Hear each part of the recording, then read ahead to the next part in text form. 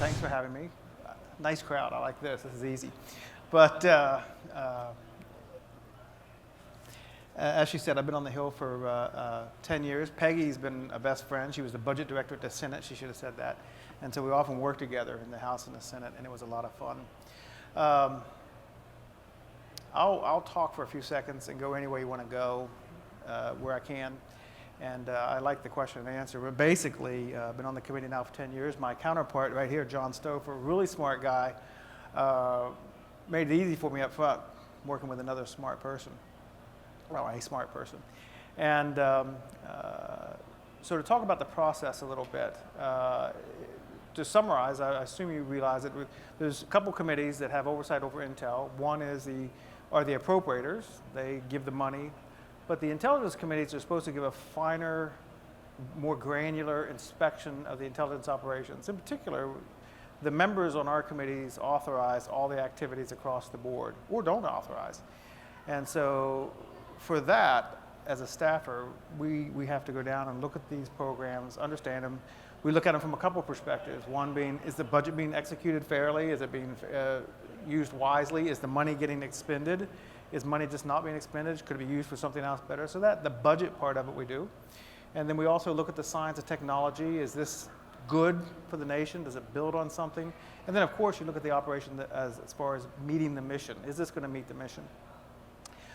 In that regard, as we do that, it's a great job. You love it. Sometimes it's frustrating because as my friend John and I were talking about, sometimes you don't see a plan. And I'm sure some of you might see some of that. When some systems out there, you look at it and say, why are we doing this? And it's hard to extract that data from the administration. Other ones, we see people that have a great plan, they have everything laid out, and you see them progressing ahead. So that's one of the challenges on the Hill. For us, right now, the Hill is always in flux, and there's been a big change this year. The Senate went from the Democrats to the Republicans, so now we have a Republican Senate, we have a Republican House. Now for us on the HPSCI, that's really good because, I mean, it's good for us because we're still bipartisan. Dutch Ruppersberger and Mr. Rogers started a bipartisan approach to intelligence. They believed that the nation should come first and partisan politics should not get in the middle of it. That's been carried over by Devin Nunes and Adam Schiff. And that's probably the biggest thing that helps us out here. It helps us as a nation. It helps us as, particularly on staff on the committee. And we work well with the Senate committees, which marked yesterday, as some of you may have heard. Within the committee structure, so we had the Senate go to the Republicans, which means you now have the Republicans in the House, so there's stress there. I won't get into details of that, but you can see now that when you have both the House and the Senate, you're expected to get things done. And so they have the stress of doing that. On our committee, when you go from a transition from one leader to another, there's a natural flow and change in staff. And so there's a lot of moving parts that are changing. And it might sound minor, but when the staff changes, when members move, we have lots of new members, the dynamics change. What different members are interested in come to bear on the committee. So as staff, we have to balance that. So that all plays into a lot of the issues we deal with. Let me talk about what we did this year to kind of spark some of the questions. When I first came on the committee in 2005, came to work for Jane Harmon. She's the one that hired me out of I was an NSA employee. I was actually at the IC management level, CMS level, and came over in 2005 with Jane Harmon. It was extremely partisan, and it was hard to get things through. It's migrated ahead.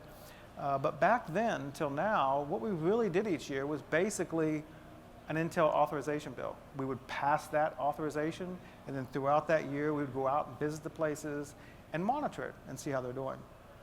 Over the last couple years, in addition to the Intel authorization, we've looked at some investigations on Huawei and ZTE. There were questions, is a national intelligence system using its apparatus to collect our intellectual property and give it to their industry? That was the premise of that, but that took over a year or so to do that investigation. And we did that. That actually kept us tied up for almost 2 years. Then cyber came along. The committee has worked for, now it's a little over 2 years, the cyber bill. And we've passed a bill. We're waiting for the Senate to do something with it. The premise of that bill, I can get the details if you want me to, is how to share information. And then we started looking at FISA. And with the Snowden leaks, we've been forced to react to so many media questions that are just wrong. And what I mean wrong, they're just not well informed.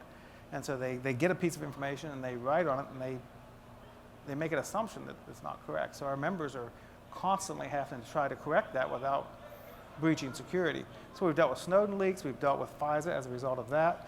That also cascaded into the European community. The the European Union had a lot of questions. That tied us up for a couple months. And so what I'm trying to express here is when I started 10 years ago, it was kind of easy. We just did the Intel authorization bill.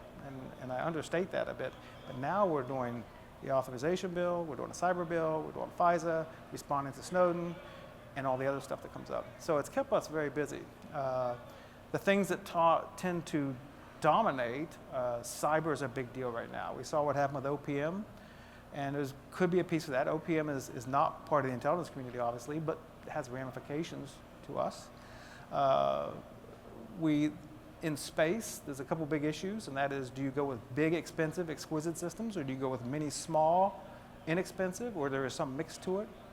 And more importantly, what is the architectural plan? I kind of referred to that earlier. What is the plan to do that? There's some plans that are very good. Some plans might look not so good. Or just maybe we haven't seen them. Question? Go.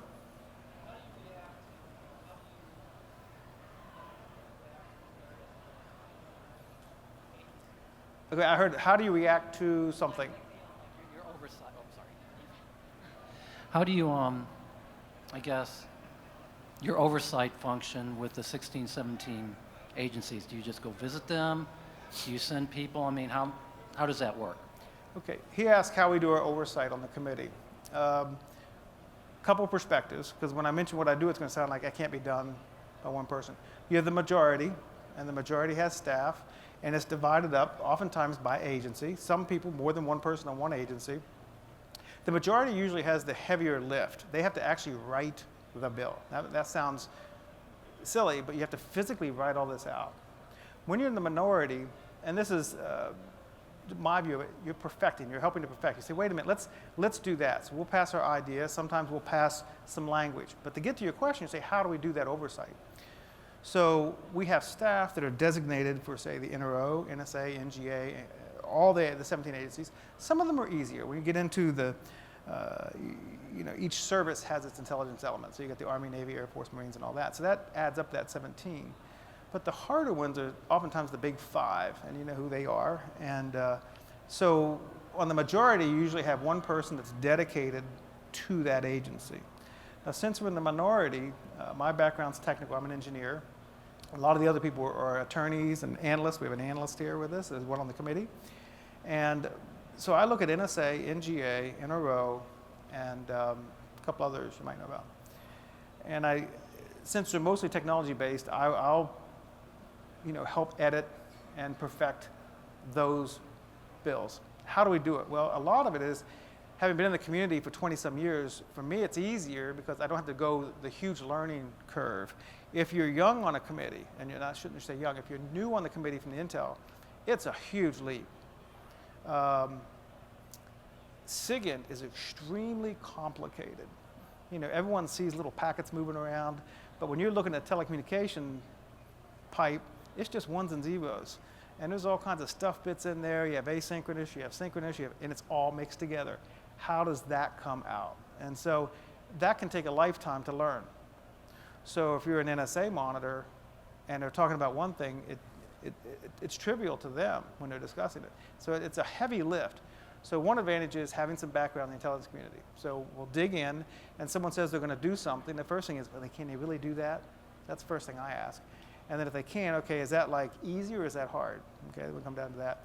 And then you ask, well, should they be doing that? Maybe you should ask that up front or something like that. But we'll look at, should it be done? Does what they're doing build onto something? Or is this a lot of money spent for just one initiative? Is this just like a one-up? If it's a one-up, is it because we really need that mission? I'll give you an example. Some people often compare and contrast a ground system to something you might do in space. Space is going to be expensive. And let's say it only did one thing. And you could do it from the ground, might be you know, a little harder, but we spend all this money to do something from space, and it's very, very rarely used. I mean, the percentage of time is 1/10 of 1%. Someone say, well, why do it? Well, if that one thing is an indication that the adversary is launching nuclear weapons on you, that's pretty important. So just because you have a notch, a small niche thing that may not be something that grows, you have to cover that base. You have to cover that base of that strategic need. And so sometimes you can only do that from space, sometimes you can do that from the ground, sometimes you can do it anywhere. Bob, let me interrupt Does that help? Oh, So I failed in my admin duties. I should have said, even though it's the end of the week and we've been doing it all week, there are cards on the chairs. If you have questions, please go ahead and submit them. They'll be picked up and we'll curate them. So I apologize for having made an assumption. We know what that says about me. In the interim, what else do we have? It's better if you prompt me to go, because I'll just rattle on.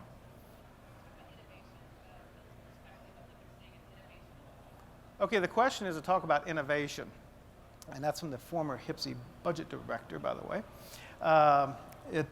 Innovation in the community. There's a lot of different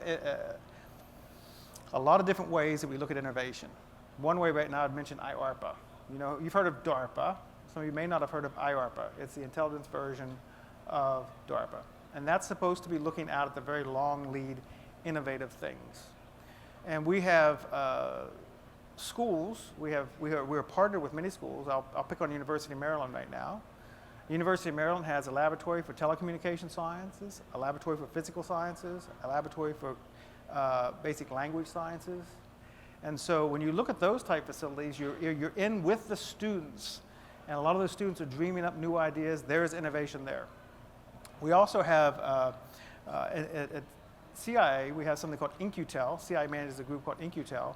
InQtel is a business collaborative operation that goes out and looks at certain technologies and say, boy, there's that budding technology. It might be able to do that one little thing I talked about earlier. We could expand that and use that for a lot of stuff. And you're seeing that a lot today. When you see these CubeSats and you see the very small satellites now they're using for imagery, in days past, no one would consider that, because if you can't get something very high resolution and if your satellite doesn't look like a school bus, it didn't go over. Now people are building very small satellites. They're flying lots of them. And guess what? We're not the biggest customer. The customers are people like Garmin. They're people that want to Google Earth. The need for geospatial information is huge. I heard an example today. I think Keith Mosbeck used this example. I don't know if you heard it or not. It's where he's sitting on the train riding, and a couple people from an oil company see his badge or something. They look him up. And so in the old days, no one knew what radar imagery was. Well, two people just from the street came up and said, "Hi, Keith," and he said, "Who are you?" And he goes, "We're from the oil industry." And he goes, "We have a question." He said, "You know, a lot of our competitors overseas or other places are putting these oil decks up." And he goes, "Sometimes they'll put a fake one up just to fool us, to make us think there's oil there, and then we go jumping on it." And they said, "What would be better, electro-optical or radar imagery, to tell if that's a deception or not?" And who would ever thought that companies would be looking at that type of intelligence for corporate reasons? So innovation's there. We have a couple ways of doing it. We do it in our colleges. There's other places too. North Carolina, we do it there. A lot of colleges we have in it. If you look at GEOINT, we have 11 colleges certified to do geospatial intelligence. That's a lot of your innovation when you're dealing with the students. There's another dimension you can go there, and that's the personnel. And I know that this morning that was hit on by Robert Cardella, and that is enriching getting people to work. But let's get to another question.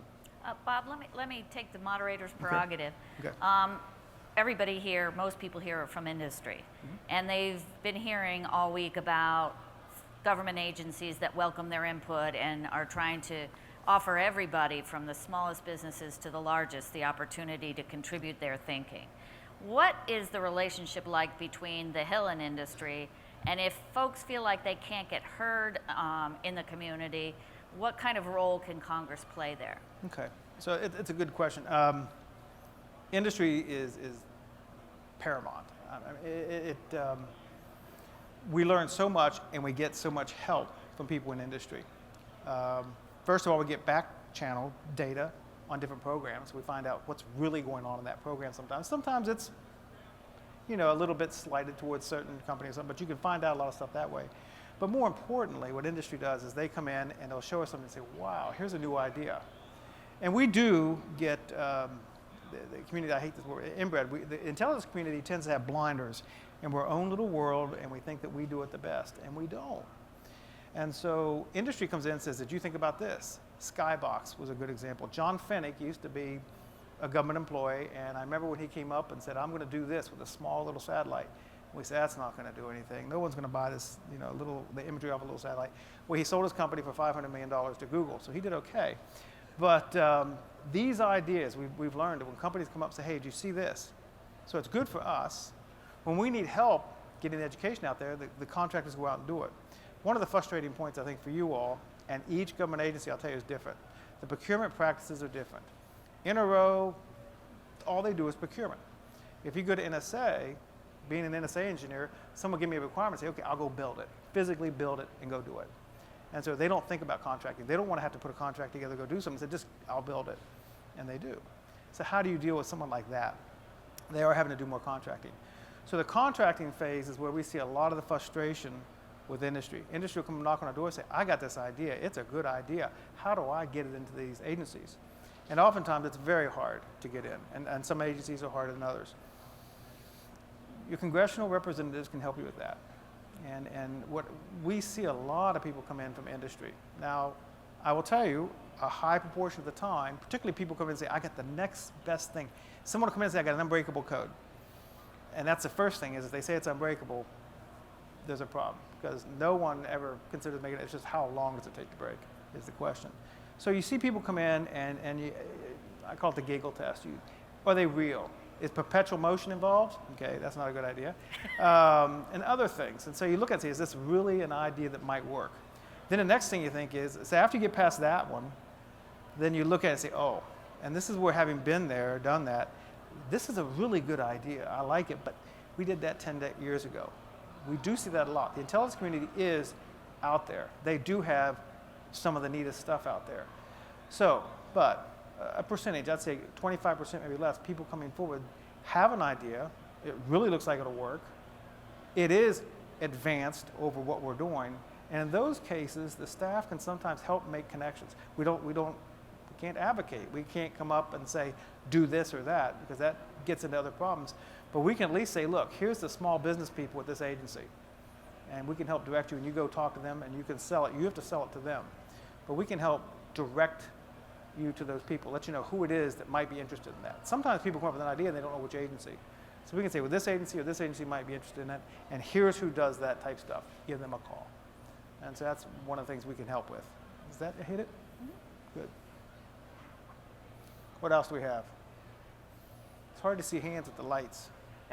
Well, in the absence of one from the floor, what about human resource issues? The millennials typically do not view their lifetime career paths the same way old folks like us did when we first started. How do you think the community is dealing with that, either well or not well? It's a good question. I have two children, both, I guess they're kind of millennials. They're maybe on the upside. They're 26, 27. They're both in the aerospace arena, I'll put it that way. And so I see this firsthand. I see it from that, and I see it from work. Peggy's absolutely right. There's not an attention span is not the issue. It's just the wanting to move faster, seeing what other people are doing, and not.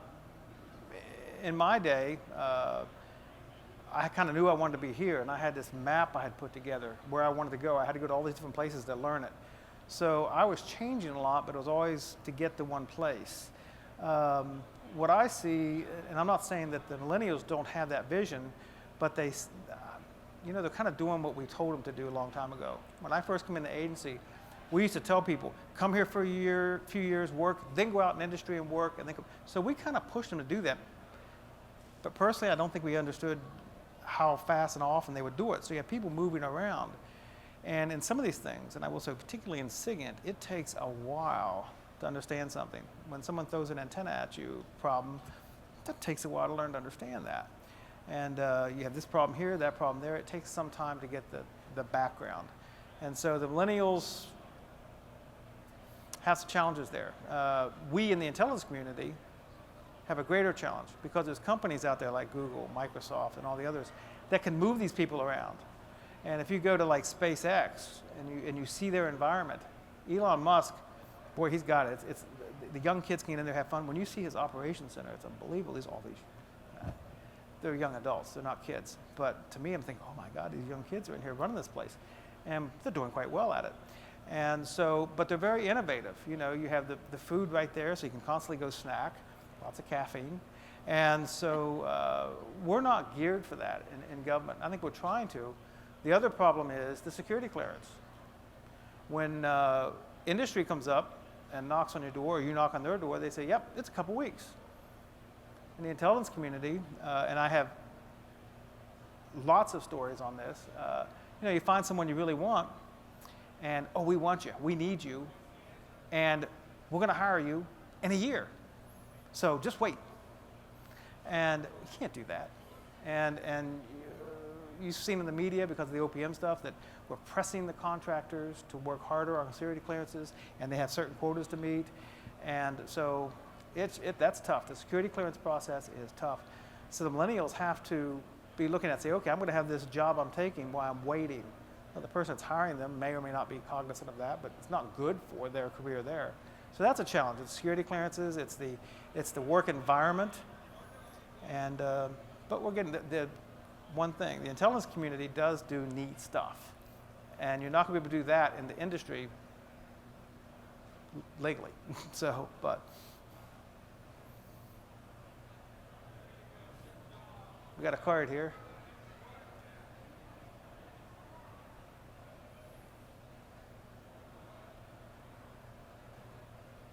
So they didn't have a Geo walk this year, did they? That was the best part.